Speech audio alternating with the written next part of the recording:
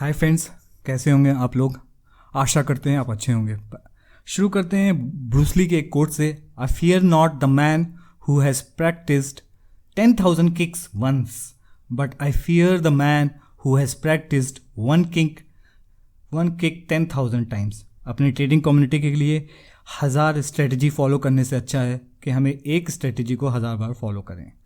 अब देख लेते हैं, सुबह के 9 बज रहे हैं। मैं गया SGX निफ्टी पे और वहाँ देखा कि गैप डाउन ओपनिंग होगी। फिर उसके बाद SGX निफ्टी जो कि सिंगापुर में ट्रेड होता है, वहाँ ट्रेडिंग व्यू पे गए उनके चार्ट पे, और वहाँ पे मैंने देखा कि एक नेगेटिव सेंटीमेंट था। सुबह 6:25 पे ये SGX निफ्टी जो कि सिंगापुर में ट्रेड होता है, वहाँ पे एक नेगेटिव सेंटीमेंट्स था, यानी कि फॉरेन इंस्टीट्यूशंस ने सेलिंग जारी रखी है, एकदम ढलान की तरफ इन्होंने बिकवाली की हुई है।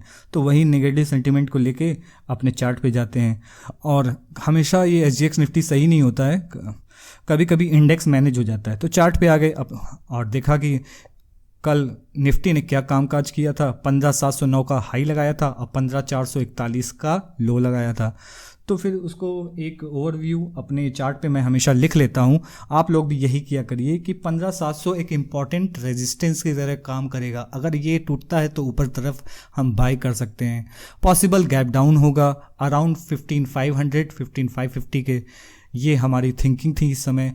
और OI डेटा जो था कि मिक्स था, और OI डेटा भी मिक्स था और नेगेटिव सेंटीमेंट है, तो हमें नीचे की तरफ ट्रेड को देखना था। बेरिश है मार्केट, बेरिश माहौल में है, मंदी की तरफ है। एज पिवोट पॉइंट पे सपोर्ट ले सकता है। पिवोट पॉइंट बहुत इंपॉर्टेंट है, उस पर मैंने 9:04 हो रहे हैं, आप नीचे देख सकते हैं। प्री मार्केट ही एनालिसिस टाइप की है ये।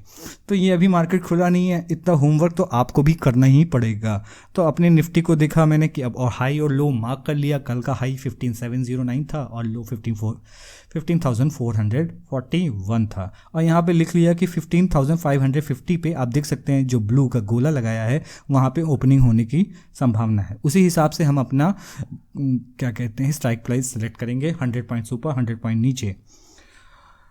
और बेरिश है and can take support on previous pivots, और 15,500 भी एक सपोर्ट है। ये एक दिमाग में ये सब चीज़ें चलती रहती हैं। ये 9:05 हो रहे हैं, ये अभी में 9:05। फिर आ जाते हैं अपने काइट के चार्ट पे।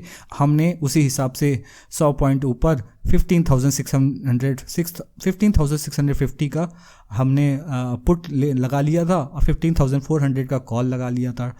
और पहले ही लगा लिए 9:06 पे। आप पहले कर लेंगे क्योंकि मार्केट खुलने के बाद थोड़ा सा बहुत रश होता है। और ये पिवोट पॉइंट्स हैं। 15,500 पे एक पिवोट पॉइंट था, अगर ये ब्रेक होता है तो हम 15,422 देख सकते हैं। ये मेरी थिंकिंग थी सुबह पे। 9:06 हो रहे हैं, आप देख सकते हैं। और मैं अपने चार्ट पे 15,500 लिख लूँगा कि एक सपोर्ट की तरह काम करेगा। तो अगर ये ब्रेक होगा तो नीचे 15,421 देखेंगे बाद। तो ये सब मेरे दिमाग में इस समय चल रहा था। पहले ही लगा लिया था ये पुट और कॉल, जिससे कि बाद में बहुत तेज़ी से इसके प्रीमियम प्राइजेस घटते बढ़ते हैं। सेलेक्ट करने में थोड़ा सा रश होता है, इसलिए आप ये काम पहले कर लीजिए। फिर अब इंतज़ार हो गया, 9:08 हो गया, प्री मार्केट खुल गया होगा। अब फिर यही इंतज़ार है प्री मार्केट का ओपनिंग। प्री मार्केट जहाँ मैंने गोला बनाई है, देखिए 15,445 पे 545 पे ओपन हुआ। 15,545 मेरा ओपन हुआ। ठीक है, यहाँ से अंदाज़ा सही था, यानी कि जो मैंने कॉल और पुट सेलेक्ट की थी सही है, और ज़्यादा कुछ सेलेक्ट करने की ज़रूरत नहीं है। तो 100 पॉइंट ऊपर उसकी 15,550 से 100 पॉइंट ऊपर की पुट, और 150 पॉइंट नीचे का आपका कॉल लगा लिया। अब ये देखिए कॉल, ये मार्केट ओपन हो चुका है 9:15 पे, और वहाँ से नीचे की तरफ आने की कोशिश कर रहा है।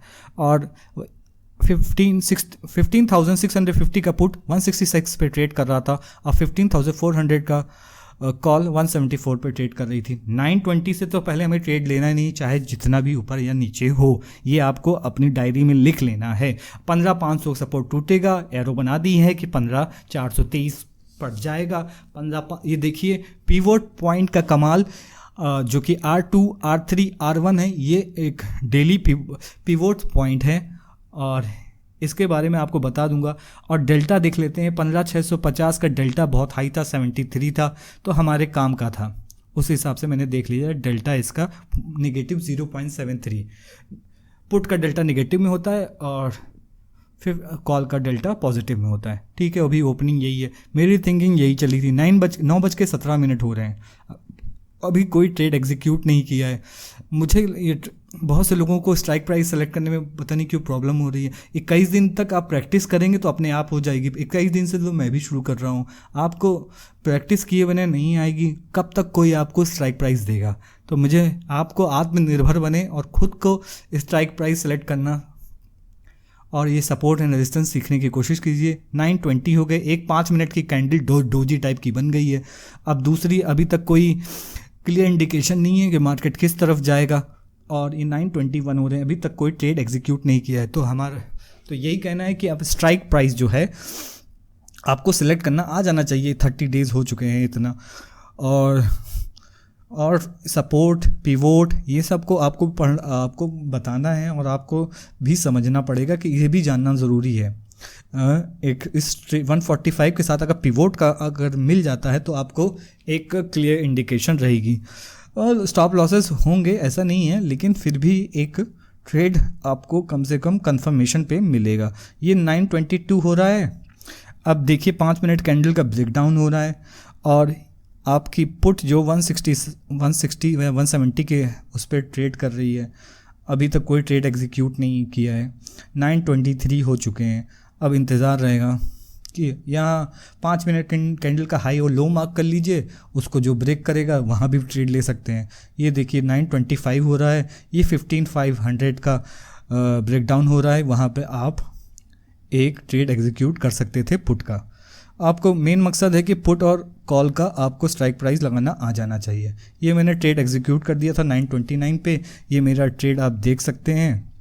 और मेन मकसद ये प्रॉफिट एंड लॉस दिखाना नहीं, आपको स्ट्राइक प्राइस सेलेक्ट कराना था। अब मैं भी इस पर ट्रेड लेता हूँ, ये भी दिखाना ज़रूरी था।